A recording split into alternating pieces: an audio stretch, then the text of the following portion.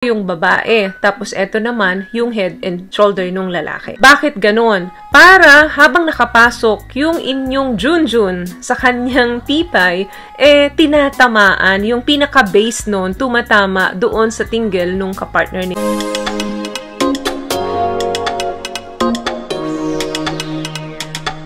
Hi guys! Welcome back to our channel. Kumusta po kayong lahat? Sana ay nasa mabuti po kayo. At sa mga hindi pa po nakakakilala sa akin, my name is Cheryl Ting. At kung bago pa lang po kayo sa channel na to, pwede po ba makahingi ng isang favor to please consider to subscribe to our YouTube channel. Just click the subscribe button po. At huwag niyo na rin po sanang kalimutan i-click ang ating notification bell para in case may mga bago po tayong video na in-upload, ay ma-notify po kayo kaagad. And for today's video is about requested video po. Ang sabi niya, sa next vlog nyo, ma'am, ano po ba ang best position para madaling ma-arouse ang mga partner natin? Well, reaching an orgasm can be, well, hard if you are not in the right position. But before we start, quick disclaimer lang po na ang orgasm may isang goal kapag kayo ay nagtatalik. Pero hindi naman ibig sabihin na hindi nyo nakamit ito ay failed na kayo. As long as you enjoy each other's company, okay na po yan. Hindi naman kailangan na nag-e-end doon.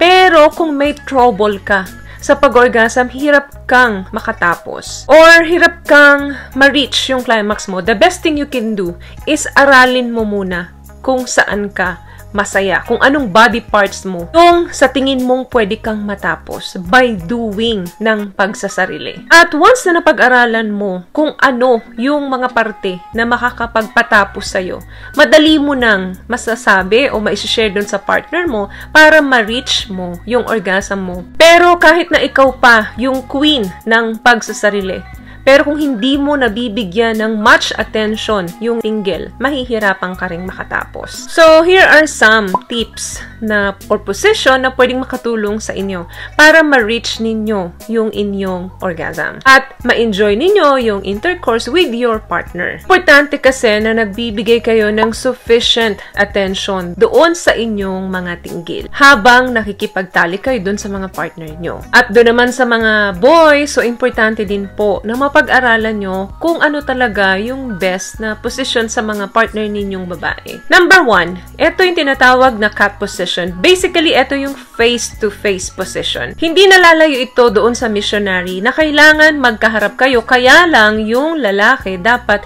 mas mataas yung kanyang shoulder and head doon sa position ng babae. Like, halimbawa, eto yung babae, tapos eto naman yung head and shoulder nung lalaki. So, parang about 6 inches higher doon sa position ng babae yung lalaki. Bakit ganon? Para habang nakapasok yung inyong junjun sa kanyang tipay, tinatamaan yung pinaka-base nun, tumatama doon sa tinggel nung kapartner ninyo. That way, nararab yun at nakakatulong para mas ma-stimulate yung tinggel nung babae para magkaroon ng magandang sensation doon sa maliit na mani niya at nagkakaroon ng sufficient attention. Number 2, ito yung tinatawag na free air position. Usually, nakatalikod ka doon sa lalaki. So, opposite. It's the other way. Yung lalaki nakaharap sa likod mo at ikaw nakaharap ka sa air habang nakapasok yung si Junjun sa pipay mo. I hope guys nagigets niyo na yung mga term na ginagamit ko dito, si Junjun at si Pipay. Bakit ganito? Kasi madaling maabot nung kamay nung lalaki yung maliit na mani mo. That way, habang nandun ka nakapatong sa kanya, siya naman ang gumagawa doon sa mani mo. Dali niyang maaabot yung iyong mani sa madaling salita. And it's totally weightless and free as air. Another thing, pinner position. Ito yung parang nakadapa ka, yung mukha mo nakaharap doon sa bed. At doon siya magpe-penetrate sa likod mo. Dahil naka-flat ka doon sa bed, magkakaroon ka ng different sensation, of course. Kasi nandun siya behind you. At madali sa'yo bilang babae na isingit yung mga daliri mo doon between the bed and your body. Na pwede mong irab yung iyong mani habang ginagawa niya yung pagpasok ng ari niya sa'yo. Maraming babae na hindi nakakatapos during penetration or penetration alone lang.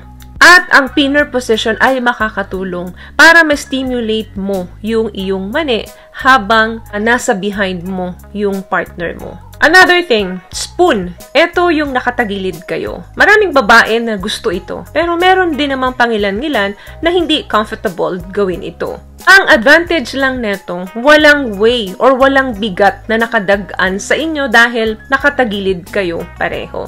At easy doon sa kapartner mo na abutin din yung iyong mani. And also, easy rin sa'yo para malaro mo. Kasi importante talaga na magkaroon kayo ng sufficient attention dyan sa inyong mga tinggil kapag nakikipagtalik kayo. Another thing, ito yung missionary, very common to, kaya lang with a twist. Ito yung magkaharap kayo, nakahiga ka, then nakapatong naman sa yung partner mo. Kaya lang, this time, dito sa twist, lagyan mo ng unan yung banda sa may puwet mo para nakaangat o naka-elevate yung iyong pelvic. And switch up yung position ng kanyang are once na pumasok na siya sa'yo. Magandang angle ito kasi malalaman nyo kung anong speed yung gusto ninyo. Once na pumasok na yung kanyang junjun sa inyo.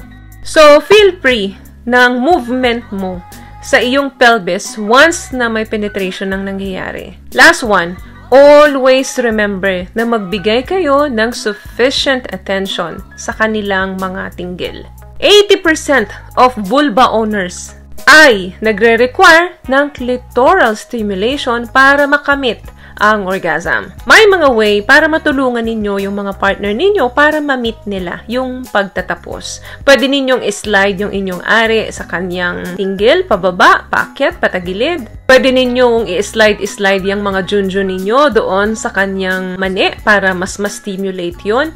Habang nagtatali kayo, always remember guys na ang pag-experiment ng isang couple sa pagtatalik ay makakatulong sa inyong relasyon. Kailangan nag-experiment kayo to find out what works for them, for you, and for your partner. Sana nakatulong ang mga pinag-usapan natin dito para mas ma-enjoy nyo pa yung inyong pag-iisang dibdib pagtatalik ninyo. So kung nagustuhan nyo guys ang video natin, pakibigyan lamang ako ng isang malaking thumbs up, comment down below, at sa mga hindi po nakakapag-subscribe, huwag nyo na rin po sanang kalimutan i-click ang ating subscribe button dyan po sa baba. Libre po iyan. Once again guys, palagi po kayong mag-iingat at palagi po kayong manalangin. Thank you for watching and see you on my next one. Always love yourself and be a blessing. Bye! Peace.